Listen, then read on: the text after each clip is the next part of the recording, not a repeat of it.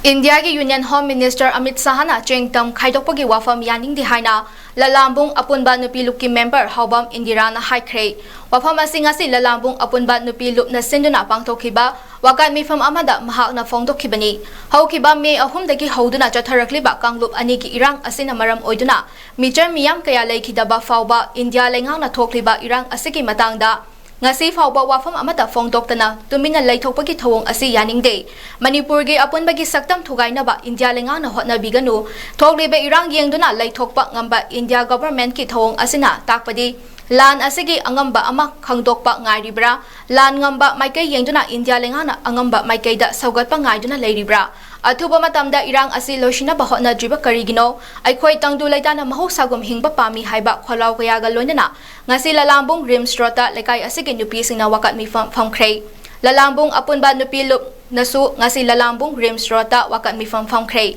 wakat mi fam adu da sargya kibi national awardee Thouwong Indira na phongdorakpada manipur da leiriba furuk khuding maki marakta India lengang na nushina danaba singjep thaduna aikhoi masal gi marakta nushina danaba hotnarakliba asimak yamna laibak thiba thawong amani hairi maitai khunai na tauge khankiba thabak khudingmak mai pakhidaba leite kuki MLA tarana taliba makhoi gi tonganba administration gi wafam asidi mangfau nararoidaba manglan amagumani hainasu phongdokhi